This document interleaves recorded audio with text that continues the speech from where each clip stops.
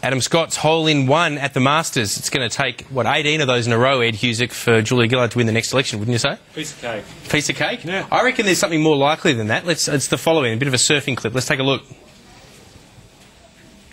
This was the New South Wales election, right there, I reckon. Now, the next one was this is the Queensland election. This is the Queensland election. And coming up next is Julia Gillard, I reckon, at the next election, unless something changes. Let's have a look. Here we go. Woo! Look at that. I reckon. Ed Husic, what do you reckon? You spend your time? You're just hitting those reels, just trying to find... Oh, you've got to give it up. It's a good show. Welcome to the program, Labor's Ed Husic and Liberal MP for Bradfield, Paul Fletcher. Thanks for your company as well. I was asking Michael Keenan... My parole conditions allow me to no longer appear on this program. Paul, you look a little smug, because I reckon we've got another golfing one. I reckon this is the chances of Tony Abbott becoming appealing to female voters. Let's just have a quick look. This is the Albatross by the fellow that went on to win the tournament. South African, Louis Oosthuizen. Either of you a golfer? I play badly. No? See, because I only found this out today, but the Albatross is actually better than a hole-in-one, because the Albatross gets you 3 shots under par, whereas the hole-in-one is obviously on a par 3, so it's no better than an eagle. Look at that. There it goes. Unbelievable. No wonder he won the tournament. Nothing like knowing that the winner of the tournament basically won on luck. Okay, moving on to serious politics.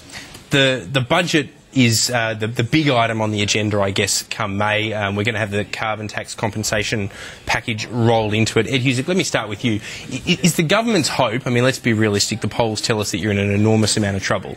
Is the hope that this is going to be the circuit breaker? No, I think what it will do is puncture some of the inflated myths around, where this will take us as a country. We've had all sorts of theories of doom and gloom about industry shutting down. Tony Abbott would turn up every so often to a factory and say this would be the end of this factory, the industry under what we're proposing, and we'll basically be able to see over the course of the next few months that that's just been confected. Well, I think more likely you're going to see a lot of those factories in deep trouble, but not necessarily because of the carbon tax, but because of the high Australian dollar, for example. And certainly it's been one thing that I've been very concerned about and spoken up about as well, particularly with an electorate where manufacturing is such a big deal out in Chifley. So, yeah, there are a number of other pressures that are at play. And Paul Fletcher, let me ask you, I mean... The issue with the carbon tax, okay, broken promise by Julia Gillard is a major political issue, I don't doubt that. But is it mostly in relation to the carbon tax the size of the starting price? It's the price on carbon. If it was more commensurate with other parts of the world, like Europe, for example, there would be a better argument for it. I'm not saying, I'm not verbaling you on it, but there would be a better argument for it then. It's the starting price that's the real killer on top of the broken promise. Well, look, I think there's a whole raft of issues associated with the carbon tax. Number one, it is that this is a government that came to power saying there would not be a carbon tax. Secondly, there's the fact that you've got Labor implementing the Greens agenda, so people are scratching their heads and saying, who is really in government here? But thirdly, there's the straight-out, unavoidable, savage impact that the carbon tax is going to have on our economy.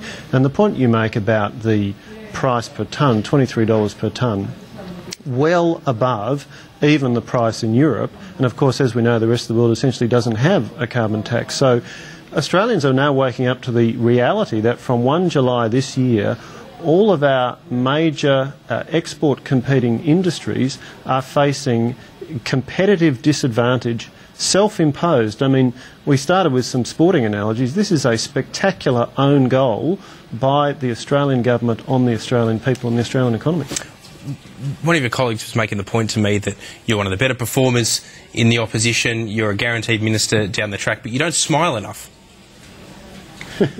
There we go. You've now provoked. I hope he's watching. You've now provoked a smile. That is the only response you're going to get to a question which otherwise is well steered clear of. All right, fair enough. Ed Husic, on the series. Nice. I find being nice to him doesn't work. You just got to. Oh, it works for some people. Yeah, it's whether you've got charisma. But Ed,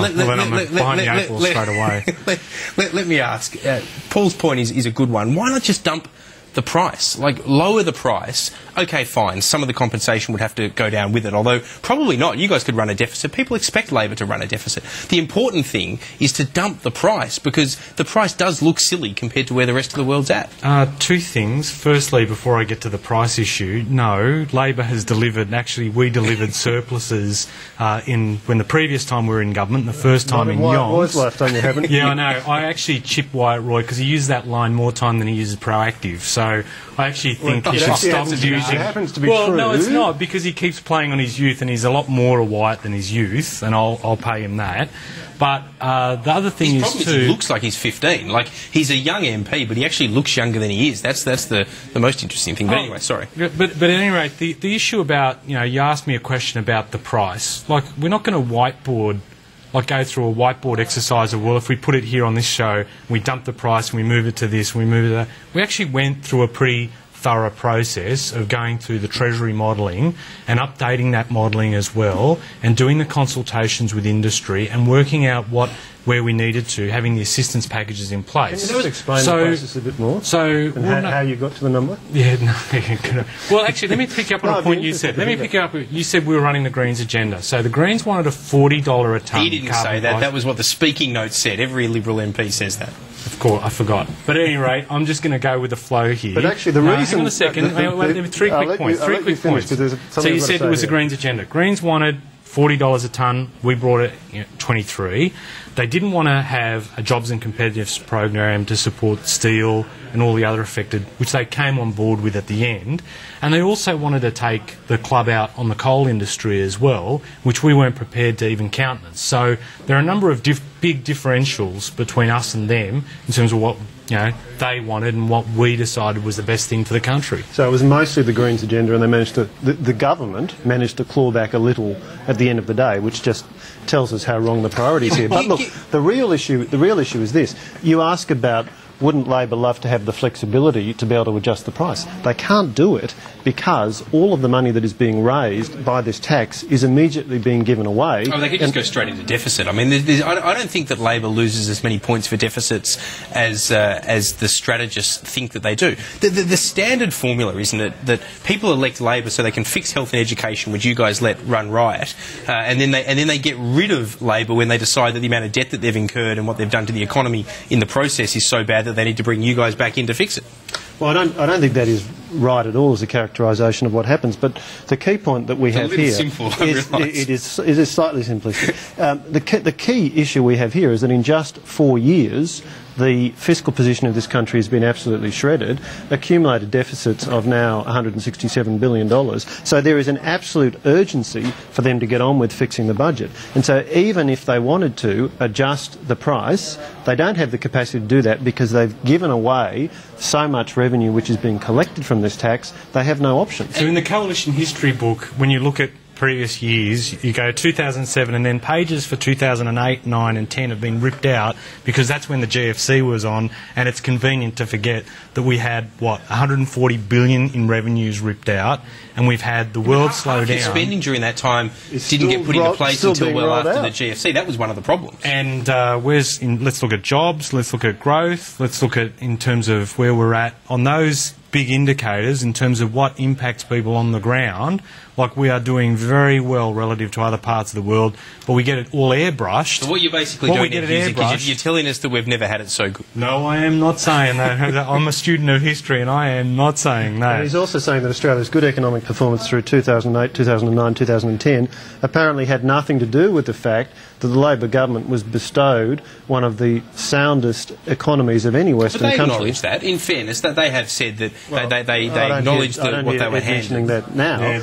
I don't mention that. No, what Ed is apparently... trying to help you out. What Ed is apparently arguing is that the fact that we have unemployment where it is right now is solely due to the fact that there was a huge and panicked, let's not forget, two-stage expansion program. Now, the coalition at the time and subsequently has said, we acknowledge that the first round of stimulus spending made sense. The second round was just a panicked abandonment of any budgetary discipline, splashing money around, much of which was still being spent a year or 2 or 3 later. So the stated economic objective of stimulating the economy in a year where the impacts of the GFC were being felt, was apparently completely forgotten. You just kept spending money year after year after year. So here's why I don't accept what Paul, like, in this whole notion that we're supposed to, be grateful for the surpluses left over by the former government. If you wanted childcare out Western Sydney, or you wanted support for the TAFE system, or you wanted improved health outcomes, well, you couldn't get it. Because it just basically, the surplus was being built, but when you needed it on service in the ground, you weren't getting it. Last 5 years of the Howard government spending up over 4% a year. They never really cut spending at all, but it never got spent. Your childcare point is very well made, because you guys came to power promising to bring in 260 new childcare centres, and you did build 38, in fairness. So, and then you junked the policy. In the double drop-off, for about 10% of the people it was promised to be in there. Yeah, good on. And so the spending wasn't made. The spending wasn't made where it was needed. And what happened was there was duplication. For example, with the traineeship colleges, instead of supporting TAFE, you'd spend it on other things to duplicate the TAFE system. But this is the other thing too. So we get told by the coalition we had this massive surplus, and it would have been okay if we were in power. But Tony Abbott, back in early 2010, said, like, when he was given a choice as to what his reaction would be to the GFC, he said we would have spent less, we would have done what other countries did, and they're in a much worse economic position than we are. All right, we're going to take a commercial break. We've got to make a bit of cash. We're joined by Ed Husic and Paul Fletcher. You're watching Showdown. We'll be back in a moment. Welcome back. You're watching Showdown, where I'm joined by Labor's Ed Husic and the Liberals' Paul Fletcher. We've been discussing the budget and the carbon tax, but let's move on and talk a little bit about this ongoing issue of Craig Thomson. I mean, you were saying during the break, Ed Husic, that you hoped that we'd get to this. We obviously you didn't say that. Let's take a look at what Julia Gillard had to say about her brand of basically arguing hypocrisy on the Liberals, as they call for Craig Thomson to stand aside. I'm taking the same approach as Prime Minister Howard took in comparable circumstances, Fran, which is that proper processes should be worked through. During the Howard government, there were members who were subject of referral to the DPP. Indeed, one of those members of Parliament is currently a parliamentary secretary on Tony Abbott's front bench. Prime Minister Howard then said proper processes should be worked through. Tony Abbott supported him in that. I'm saying what was good enough then should apply now. Now, one of those may be, we're not sure exactly who she's talking about, she's never named them, but she may be talking about Andrew Laming, who faced some situation with the DPP, which we should say he was ultimately cleared of. But is she right there, Ed Husic? Is there hypocrisy here by the Liberals to be going Thomson so hard when they were asking for process to be followed when they were in government? Well, hypocrisy is always the new black for the opposition. I mean, they never want to follow proper process when it doesn't fit their interests, or what they're, in terms of self-serving interests. We're saying, this is a intensely complex area in terms of the law, and you've got to let those processes work their way through. But on the one hand, we're being accused of muscling Fair Work Australia in terms of the investigation itself, and then if it doesn't, if it's not moving quick enough, we're accused of walking with clay feet on the whole issue. If we intervene prematurely and the investigation goes off the rails, we'll get criticised for the fact that we intervene.